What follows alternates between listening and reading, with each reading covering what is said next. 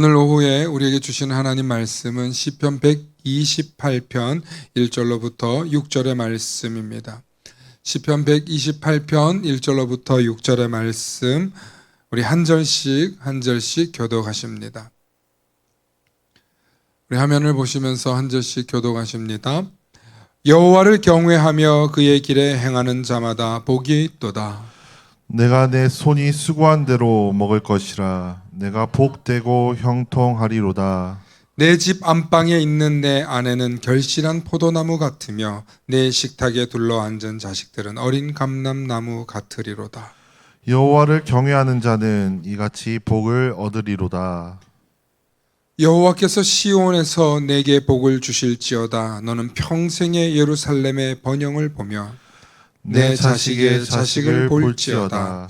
이스라엘에게 평강이 있을지로다. 아멘. 오늘은 하나님의 사랑을 더 받는 자라는 제목으로 오후에 말씀 나눌 텐데, 하나님의 크신 은혜가 있기를 소망합니다. 우리가 신앙생활을 하다 보면 사람인지라 비교 아닌 비교를 우리가 스스로 하게 되곤 합니다. 저 사람은 뭐 그렇게 잘하는 것도 없는 것 같은데 왜 이렇게 복이 많지? 저 사람은 뭐 그렇게 잘난 것도 없는 것 같은데 저렇게 잘 살고 복이 있을까? 부모를 잘 만난 탓일까? 신랑을 잘 얻은 탓일까? 아내를 잘 얻은 탓일까? 등등의 여러 가지 해석을 하곤 합니다. 우리가 구원받는 것은 우리의 노력이나 잘남이나 이런 것과 상관없고, 또 우리가 사랑받는 것도 우리가 타고난 것으로는 상관이 없습니다. 여러분, 구원은 전적인 하나님의 뭡니까? 은혜입니다. 구원은 전적으로 하나님의 은혜입니다. 에베소서 2장 8절에 너희는 그 은혜에 의하여 믿음으로 말미암아 구원을 받았으니 이것은 너희에게서 난 것이 아니요 하나님의 선물이라. 아멘. 구원은 하나님의 선물이고 은혜인데, 구원은 행위에서 난 것도 아니에요. 그래서 2장 9절에 행위에서 난 것이 아니니 이는 누구든지 자랑하지 못하게 함이라. 그러니까 구원은 하나님의 큰 축복의 은혜인데, 구원 말고 이 땅에 살면서도 잘 살았으면 좋겠는 게 우리의 심리 아닙니까? 좀 더 평안했으면 좋겠고, 좀 더 좀 잘 됐으면 좋겠고, 좀 더 하나님 눈에 띄어서 쓰임받는 인물이 되었으면 좋겠다 하는 생각을 해볼 때가 있을 것입니다. 분명 우리는 다 똑같은 하나님의 자녀인데 왜 다를까? 왜 다를까? 사실 성경을 보면요, 성경에도 가끔 대놓고 차별합니다. 대놓고 차별해요. 물론 이유가 있기도 하죠. 깊이 연구를 해보면 하나님이 왜 더 사랑하는지 이유가 있어요. 그걸 오늘 계속 얘기하면 뭐 길지만, 그래도 그걸 좀 간략하게 제가 오늘 여러분들에게 말씀에 나누려고 하는데, 하나님의 사랑을 더 받는 사람이라는 제목이 참 여러분들에게 어떻게 들리실지 모르겠습니다. 그런데 성경은 분명히 하나님이 더 사랑하는 사람이 있더라는 것입니다. 오늘 본문 말씀만 놓고 본다면 얼마나 좋은 말씀이에요. 여러분들 사랑하는 말씀 아닙니까? 참 너무 좋은 말씀이잖아요. 오늘 한번 말씀 다시 한번 볼까요? 네가 수고한 대로 먹을 것이라. 여러분, 수고한 대로 먹을 수 있는 게 복인 걸 아십니까? 내가 수고했는데 그것도 못 먹는 사람이 많아요. 도둑이 들고 가뭄이 들고 그 다음에 벌레가 들고 창수가 나서 다 쓸려 내려가는 수도 있어요. 그러니까 내가 수고한 대로 먹을 수 있는 것도 복이라니까요. 또 내 집 안방에 있는 내 아내는 결실한 포도나무 같으니 주렁주렁 자식을 낳아가지고 이렇게 얼마나 도란도란 살아갈 수 있다. 이것도 복이잖아요. 네. 정말 그런 사람들이 있더라고요. 보니까 부럽게도 있어요. 네. 저는 진짜 어렵게 애들을 얻었잖아요. 한 놈 주고 한참 있다가 주시고 꼭 뭘 해야 주시더라고요. 그래가지고 하나님 너무 하시다라고 생각해 본 적은 없어요. 왜 우린 안 줄까? 제가 첫 애가 생기기 전에 하나님께 이런 기도를 했어요. 하나님, 아브라함도 자식을 주셨는데 믿음의 조상이 되려면 자식을 줘야 목회를 할 텐데 목사가 자녀가 없으면 목회를 어떻게 합니까? 이건 제 간증이에요. 어떻게 합니까? 하나님, 저 군산에 있을 때 막 우리가 애가 안 생기니까 막 권사님들이 이런저런 막 노인들이 그게 관심이 많아. 그래가지고 우리 사모가 애를 일부러 안 가진대 소문을 내고 애가 안 들어섰대. 애가 들어섰는데 유산을 했대. 와, 우린 뭐 정말 별 얘기를 다 들었어. 예. 그래가지고 우리 속도 모르고. 근데 진짜 안 생기니까 성도님들이 의아해하죠. 또 자식이 성경은 분명히 복이라고 했는데 남에게 축복을 베풀어야 될 목사가 자녀가 없으면 내가 목회를 어떻게 합니까? 한 번은 하나님한테 울면서 기도를 했어요. 근데 제가 뭔 기도를 했냐면 하나님 저에게 자녀를 주면 제가 개척을 해서 주의 성전을 바치겠습니다. 라고 실수를 해버렸어. 그걸 하지 말았어야 되는데 개척을 해가지고 이제 막 둘이서 이제 저희 처음에 집에서 그 상가를 구하려고 그러는데 상가가 안 생겨요. 예, 저는 이제 막 먹고도 살아야 되니까 막 가외 학원 같은 데 가서 일도 하면서 이제 상가를 구하려고 그래서 집에서 예배를 드리는데 우리 전도사님, 우리 뱃속에 이제 아기하고 아기 엄마 둘이서 이제 부동산을 돌면서 어디 개척할 상가가 있으면 좀 구하려고 가니까 참 우리도 지혜롭지 않지. 부동산 사장이 그래 교인은 몇 명이나 있어요? 3명 있어요. 3명 있다 그러니까 빌려주나? 월세가 나와야 줄 거 아니야. 우린 너무 순진해가지고 몇 명 있냐고 물어보면 3명 있다고 그러는 거야.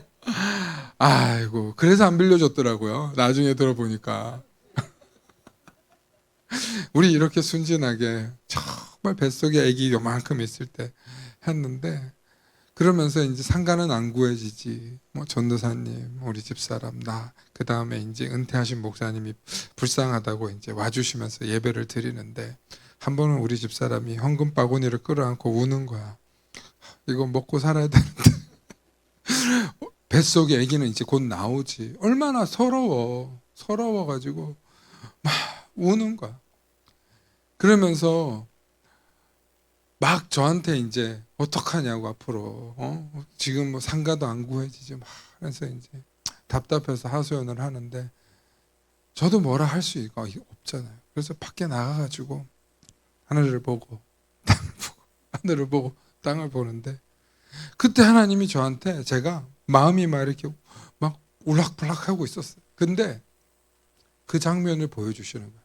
너 그때 네 그렇게 기도하지 않았냐?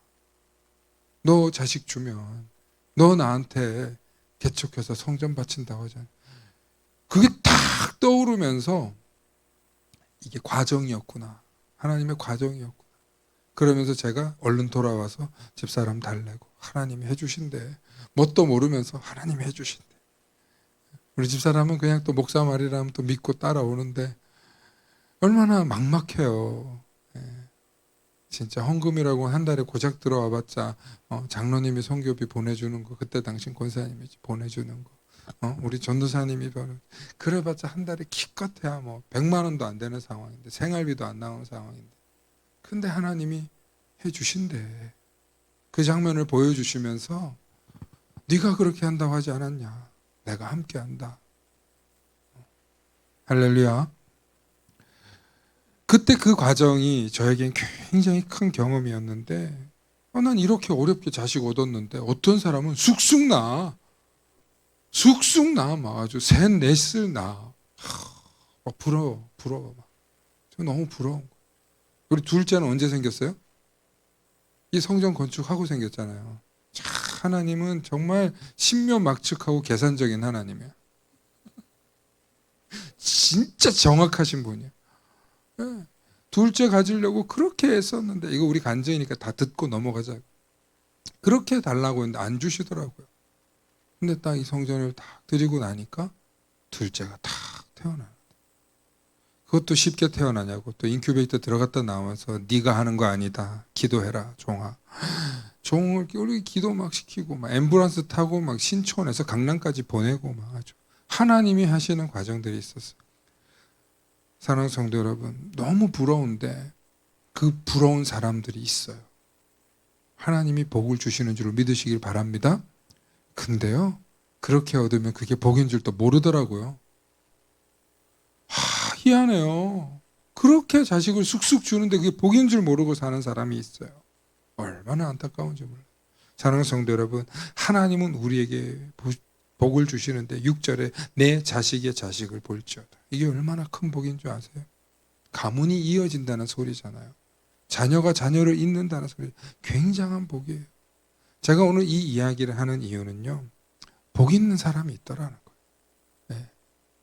뭘 해야만 복을 주는 사람이 있는데 타고나게 복이 있는 사람들이 있더라고요. 그러면 그 복은 어디서 흘렀고 그 복은 왜 그들에게 가냐 보니까 저절로 얻어지는 게 아니더라고요. 하나님이 그들에게 특별히 복을 주시는데 성경을 통해서 하나님의 역사하시는 바는 우리의 예상과 우리의 지각을 뛰어넘고 하나님께서 선견지명으로 예비해 놓으신 섭리들이 있는 줄로 믿으시길 축원합니다. 우리가 가정의 풍파를 겪고 어려움을 겪잖아요. 그런데 이런 사람에게는 반드시 하나님이 복을 주시는데 어떤 사람에게 복을 주시냐면 여호와를 경외하는 자에게 복을 주시더라는 거예요. 할렐루야. 예. 근데 복이 복인 줄 모르는 사람한테는 그게 복이 아니에요. 우리가 믿음의 눈으로 보는 사람은 그게 복인데 자기가 복 받은 줄 모르고 사는 사람이 있어요. 예. 근데 진짜 하나님이 복 주시고 더 사랑하는 사람의 특징은 여호와를 경외하는 자에게 복을 준다는 거예요. 그러면 오늘날 이 시대에 여호와를 경외한다는 게 뭘까요? 여호와를 경외한다는 건 두렵고 떨리는 마음으로 바라본다는 거거든요. 근데 여호와를 경외한다고 하면서 우린 과연 두렵고 떨리는 마음으로 이 성전에 들어옵니까? 두렵고 떨리면 안 오죠. 네. 목사님이 설교 때마다 막 이러면 막 그게 좋아서 오는 성도들이 있어요. 그게 좋아서 가는 성도들도 있긴 합니다. 네. 그게 듣고 싶어서 가는 성도들도 있더라고요. 막 회개하고 싶어가지고. 근데 여러분, 대부분은 하나님을 막 두려워하면서 오지 않아요. 그런데 우리가 언제 하나님을 두려운 마음으로 맞이해야 되냐면 예배의 자리예요. 예배의 자리. 그래서 시시마다 때때마다 우리가 하나님을 경외하는 건 어디서 나타나냐? 예배의 자리에서 나오는 줄로 믿으시길 바랍니다. 여러분, 목사는 성도님들이 잘 되길 바랄까요? 못 되길 바랄까요? 당연한 걸 묻는다고 지금 그러시는 거예요. 그래요, 맞아요. 당연한 거잖아요. 그러니까 저는 잘 되길 바라는 마음으로 말씀을 준비할 거예요. 못 되길 바라는 마음으로 말씀을 준비할까요? 근데 왜 잘 되길 바라는 말씀을 안 들어요?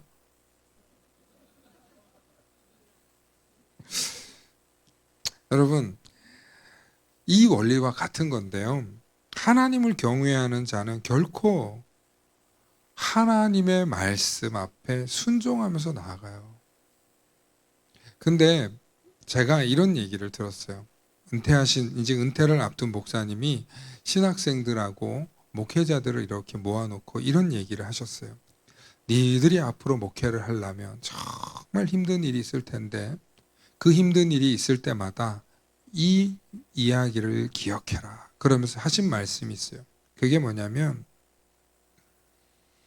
너희들이 앞으로 목회를 하다 보면 너희들은 아무리 사랑하고 섬기려고 하고 아무리 좋은 걸 주려고 해도 그들이 받지 않고 오히려 상처를 줄 때가 있을 것이다. 때로는 성도들이 너희들에게 말로 상처를 주고 때로는 성도들이 너희들의 이야기를 왜곡할 때도 있을 것이다. 그런데 그때마다 이걸 기억해라. 그리고 성도를 미워하지 말고 성도를 사랑해라 하면서 가르치신 말씀이에요. 그게 뭐냐면 막 이제 신학생들하고 전도사들이 막 눈이 반짝반짝거리는 거예요. 저도 그때 들으면서 노 목사님이 젊은 목사들하고 신학생들이 이렇게 얘기했는데 잘 생각하고 들어라 하시는 말씀이에요. 뭐냐면 야, 눈에 보이는 종한테도 막대하는 사람이 눈에 보이지 않는 주님께 잘하겠느냐. 그러니까 그 사람이 믿음이 그만큼 없기 때문에 그렇게 하는 거니까 너는 상처받지 말아라. 개의치 말아라. 성도는 사랑할 대상이지, 성도들은 끝까지 사랑해줘야 될 대상이지 네가 의지할 대상이 아니다라는 이야기를 한 적이 있습니다. 여러분, 눈에 보이지 않는 하나님을 사랑한다는 건 되게 어려운 일이에요. 되게 어려운 일이에요. 그래서 눈에 보이지 않는 하나님을 잘 믿는 사람은요, 눈에 보이는 종이 보기에도, 목회자의 눈에 보기에도 잘해요. 잘 듣고요. 근데 이런 사람은 사실은 지혜로운 사람이에요. 그러니까 지혜가 있으니까 교회에서도 신앙생활이 건전할 수밖에 없고 세상에 나아가서도 잘 살 수밖에 없어요.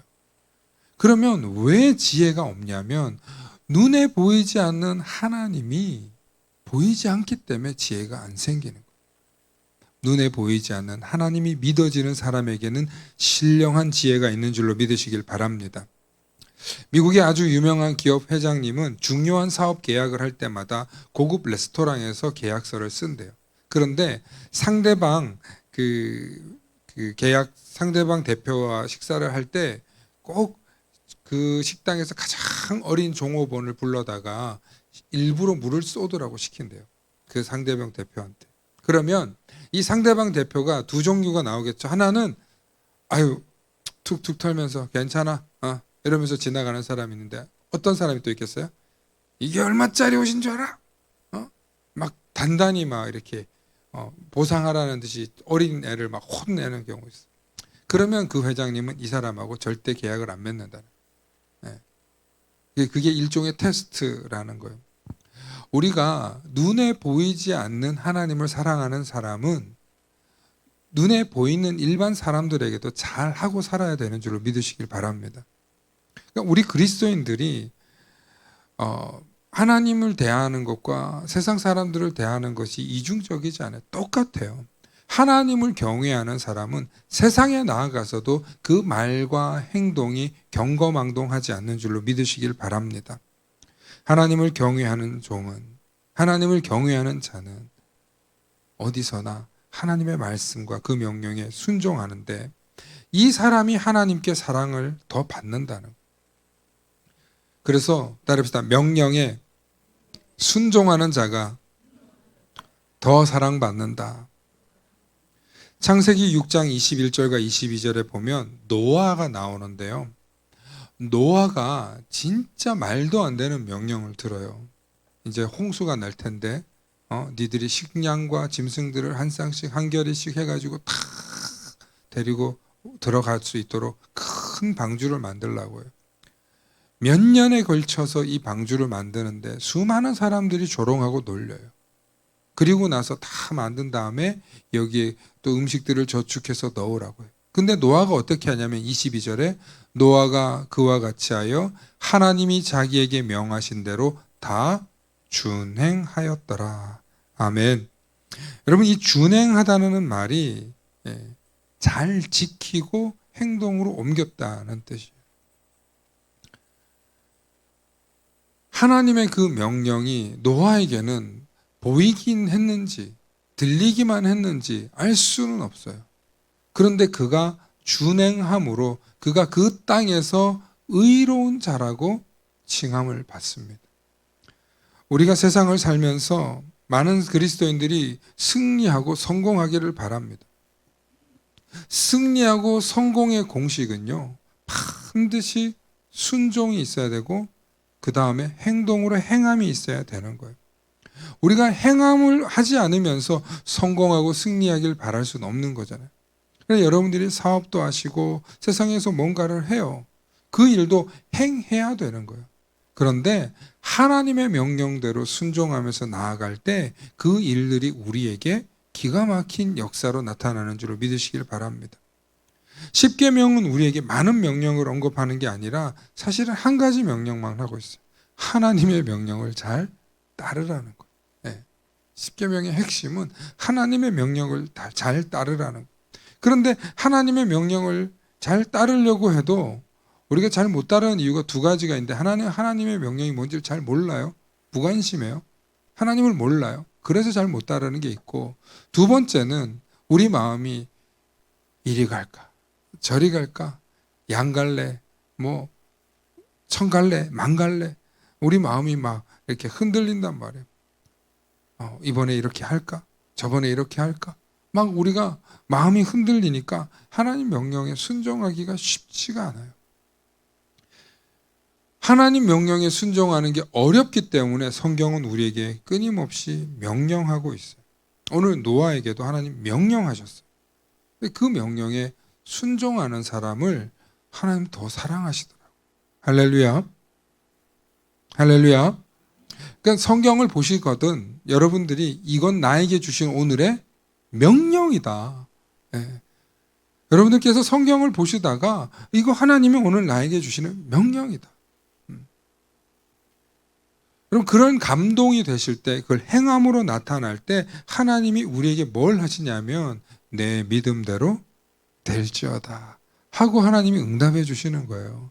그런데 내가 순종은 안 하면서 내 생각은 이만큼 큰데 내 믿음은 안 큰 거예요. 내 믿음이 안 크니까 순종이 안 되는 거거든요. 그러니까 우리가 순종하려고 믿는 게 아니라 믿으려고 순종하는 거예요. 이게 참 어려운 말인데 순종을 해봐야 믿음이 생기는 거고요. 믿고 자꾸 순종을 해봐야 결과가 나오는 거예요. 그러니까 제가 지금 강단에 올라오기 전에도 그런 성경 공부하면서 그러는데 이런저런 경험들을 하면서 하나님에 대한 받은 사랑이 너무 크니까 사랑을 하면서 살아갈 수밖에 없는 거예요. 오늘 오전 설교처럼 서로 종로를 타는 게 얼마나 복받는 길인지를 아는 거예요. 그걸 알기 때문에 이 길을 걸어가는데요. 여러분 하나님이 쓰시고 사용해 주실 때 우리가 쓰임 받는 게 얼마나 복된 일인지 모릅니다. 노아는 하나님께서 시키시는 일에 묻지도 따지지도 않고 순종했다는 것. 그래서 그의 이름이 기록된 줄로 믿습니다.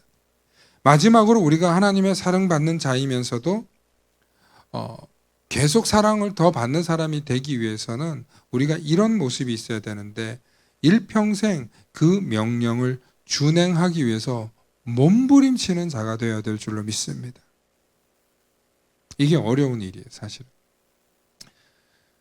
믿음이 약해질 때가 있어요.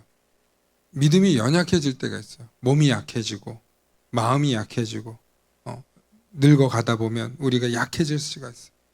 바울이요 이런 표현을 써요. 로마서 7장에 오호라 나는 공고한 사람이로다. 이 사망의 몸에서 누가 나를 건져내려. 바울이 살아보니까 자기 인생이 자기 몸을 가지고 있는 이 몸이 곤고한 사람이더라는 거예요. 사망의 몸에서 나를 건져낼 자가 누구랴. 육신의 욕망, 이생의 욕망, 혹은 또 내 안에 있는 이 어떤 가시들이 얼마나 괴로운지 몰라요. 그걸 계속 깨트리면서 주님 앞에 내가 선다는 게 얼마나 어려운 일일까요? 우리 한번 바울의 심령을 한번 볼까요? 심정을 한번 볼까요? 우리 로마서 7장 19절로부터 15절 말씀 우리 한번 함께 크게 읽고 오늘 말씀 마치겠습니다. 함께 읽습니다. 시작. 내가 원하는 바 선은 행하지 아니하고 도리어 원하지 아니하는 바 악을 행하는도다. 만일 내가 원하지 아니하는 그것을 행하면 이를 행하는 자는 내가 아니요 내 속에 거하는 죄니라. 그러므로 내가 한 법을 깨달았노니 곧 선을 행하기 원하는 나에게 악이 함께 있는 것이로다. 내 속사람으로는 하나님의 법을 즐거워하되 내 지체 속에서 한 다른 법이 내 마음의 법과 싸워 내 지체 속에 있는 죄의 법으로 나를 사로잡는 것을 보는도다. 오호라 나는 곤고한 사람이로다. 이 사망의 몸에서 누가 나를 건져내랴. 우리 주 예수 그리스도로 말미암아 하나님께 감사하리로다. 내 자신이 마음으로는 하나님의 법을 육신으로는 죄의 법을 섬기노라. 아멘. 주기철 목사님 이제 일제시대 때 주기철 목사님 순교자 주기철 여러분 아시죠? 주기철 목사님이 이제 일본 순사들이 쳐들어와 가지고 자기를 잡아가려고 했어요. 이제 잡혀 들어가면 꼼짝없이 고문당하다가 죽는 거 아는데 너 끝까지 예수를 뱉어내라. 예수를 포기해라. 그러면 너 살려줄게. 이거였거든요. 근데 주기철 목사가 순사들이 오는 걸 보고 울면서 옆에 계시는 80 다 된 어머니한테 찾아 들어갔대요. 들어가서 어머니한테 그랬대요. 어머니, 제가 이제 가면은 제 체력이나 제 신념으로는 저 고문을 못 견딜 텐데 어머니 저를 위해서 기도 좀 해주세요. 기도 좀 해주세요. 그리고 이제 감옥에 가서 모진 고초를 겪고 나중에는 그 못 위를 걷다가 죽잖아요. 근데 그 나중에 그런 이제 편지를 썼대요. 뭐라고 그랬냐면, 나는 못 이기는 사람이지만 내 속에 계시는 예수가 이것을 이기게 하셨다. 내 성정과 내 능력으로는 이 두려움을 극복할 방법이 없는데 예수가 내 속에서 할 수 있는 힘과 용기를 줬다면서 그렇게 메시지를 남기고 돌아가셨습니다. 사랑하는 성도 여러분, 다른 거 없습니다. 우리 힘으로 못하는 건 많아요. 오늘 바울이 고백한 것처럼 우리의 몸은 죄의 법이 우리를 지배하고 있기 때문에 조금만 돌아보면 사람 얘기하고 조금만 돌아보면 죄의 얘기하는 거예요. 목사도요, 여러분 자꾸 저를 훌륭한 목사라 그러지 마세요. 정말 그런 사람 아니니까. 저랑 살아보면, 하루만 살아보면 형편없구만 이럴 거예요. 우리는 다 죄의 법, 사망의 법을 가지고 있는 사람이에요. 육신의 몸이 너무나 연약한 존재들이에요. 더운 날 혈기를 다스리기가 너무나 어려운 존재들이에요. 그런데 그럴 때마다 주여 도와주시옵소서. 주여. 우리가 매 순간 예수님의 도움을 받아서 이 위기와 이 어려움을 극복하는 줄로 믿으시길 바랍니다. 바울이 지금 그 이야기 하신 거예요. 죄로 말미암은 법을 섬기지 말고 예수 그리스도가 주는 은혜의 법을 따르라는 거예요. 하나님의 법을 따르는 일이 어렵죠. 그런데 그 법을 따르고 사랑하고 사모하며 나아가는 자에게 하나님이 어떻게 하신다고요? 더 사랑하신다. 그러니까 그 모습을 하나님이 사랑하시는 거예요. 네가 어려운데 네가 그렇게 발버둥 치는구나. 그래, 내가 도와줘. 하나님께서 도우시고 더 사랑해 주시는 줄로 믿으시길 바랍니다. 하나님을 경외하시기 바랍니다. 하나님 말씀에 순종하는 자세로 나아가시기 바랍니다. 마지막으로 하나님의 명령에 준행하기 위해서 몸부림치시기 바랍니다. 그걸 위해서 우리가 예수 믿는 거예요. 오늘도 이 자리에서 정말 예수 붙들고 한 주간도 승리하시고 또 승리에 나아가시는 저와 여러분들 되시길 소망합니다. 기도하십니다. 사랑과 은혜의 하나님, 저희를 사랑하여 주시사 주의 자녀 삼아 주심을 감사합니다. 저희의 삶이 여호와를 경외하고 주님의 말씀을 순종하는 삶이 되기를 원합니다. 비록 저희는 연약하여 넘어지고 좌절하고 실패할 때가 많지만 그럴 때마다 주의 이름을 부르며 벌떡 일어서게 하시고 승리에 나아갈 수 있도록 도와주시옵소서. 우리가 악한 세력에게 짓눌릴 때, 절망하고 좌절할 때 내 아들아, 내 딸아 하고 우리를 불러주셔서 주님 저를 도와주시옵소서. 주님 저와 함께해 주시옵소서. 그렇게 외치며 나아가며 승리할 수 있는 우리 모든 성도님들 다 될 수 있도록 지혜를 주시고 믿음을 주시고 언제나 말씀을 주셔서 승리하게 하여 주시옵소서. 감사드리며 우리 주 예수님 이름 받들어 기도 올리옵나이다. 아멘.